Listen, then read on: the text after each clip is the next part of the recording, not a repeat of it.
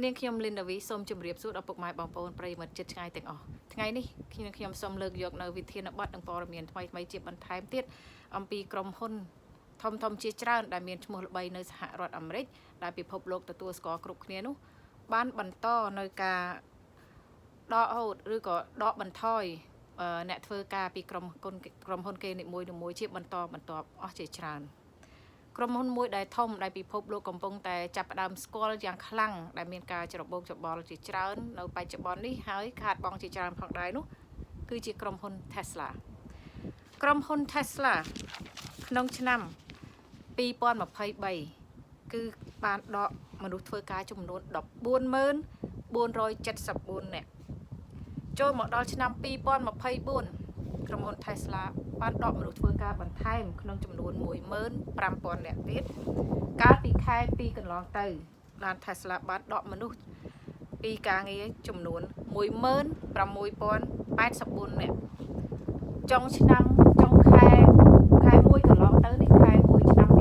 នេះដែរក៏បានដកមនុស្សធ្វើការបន្ថែមចំនួន6,303 នាក់ថែមទៀតឡាន Tesla សប្តាហ៍ថ្ងៃនៅក្នុងបច្ចុប្បន្ននេះកំពុងតែចុះខាតយ៉ាងខ្លាំងចុះអន់ថយហើយខាតយ៉ាងសម្បើមដោយព្រោះតែការវាយកំទេចពីប្រជាជននៅក្នុងសហរដ្ឋអាមេរិកដោយសារការខឹងសម្បាល់រវាងដៃជាមួយនឹងគាត់រួមដៃគូជាមួយនឹងលោក Donald Trump សប្តាហ៍ថ្ងៃនេះឡាន Tesla បានខាតដល់ទៅ800,000 លានដុល្លារ$800 billion ហើយនៅតែមានការខាតបន្តបន្ទាប់ពីលើនោះផងដែរសូមជម្រាបផងដែរថាឡាន Tesla ដែលបានធ្វើការបណ្ដឹងប្រជែងជាមួយនឹងឡានដែលប្រើភ្លើងអគ្គិសនីរបស់ចិនដោយចិនមាន BYD និង NIO របស់ចិនកាលពីឆ្នាំ2023ឡាន Tesla ដែលម៉ាកល្អម៉ាកគេហៅ Model S and X លក់តម្លៃ43,000នេះបានលក់ដាច់ត្រឹមតែ35,000 ឡានតែប៉ុណ្ណោះសំទោសបានលក់ដាច់ត្រឹមតែ35,000 ឡានប៉ុណ្ណោះនៅក្នុងប្រទេសចិនតែឡានចិនវិញឡាន BYD ដែលជាឡានប្រើភ្លើងអគ្គិសនីដូចជារ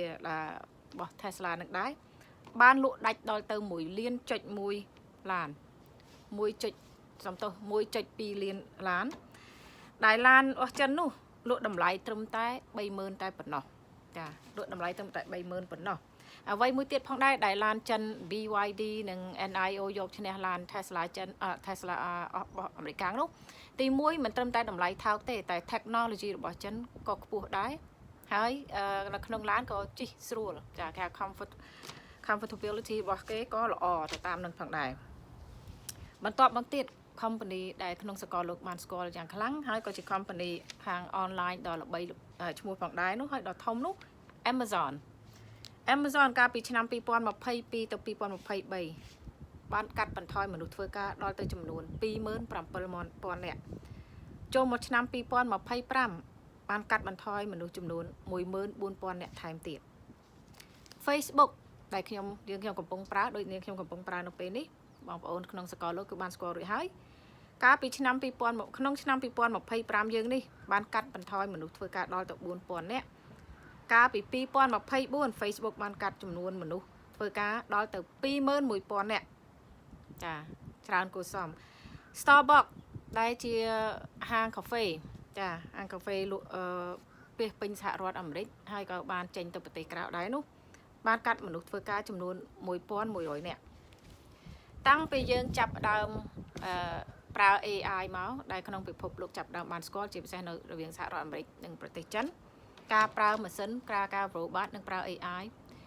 ក៏ជាផលវិបត្តិមួយសម្រាប់មនុស្សលោក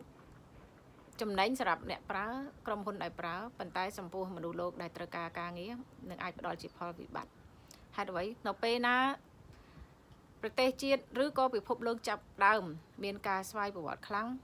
technology កាន់តែពូកែមនុស្សក៏កាន់តែបាត់បង់ការងារនៅពេលណាគេចាប់ផ្ដើមប្រើ AI ប្រើ robot ជាដើមប្រើម៉ាស៊ីនទំនើបជាដើមជំនួសមនុស្សធ្វើការនៅពេលនោះហើយដែលមនុស្សយើងនឹងត្រូវ បាត់បង់ការងារអស់ជាច្រើនមិនមែនគ្រាន់តែជារឿងសេដ្ឋកិច្ចនោះទេចាលោកខាងក្រុមហ៊ុន Golden Sachs ដែលជាក្រុមហ៊ុនខាងដឹកមុខគេខាង investment banking និង security ជាដើមដែលមានចំណូលដល់ទៅរាប់រយពាន់លានដុល្លារក្នុងមួយឆ្នាំតែសប្តាហ៍ថ្ងៃមានទ្រព្យសម្បត្តិចំនួន2 trillion ដុល្លារគឺ2000លានដុល្លារ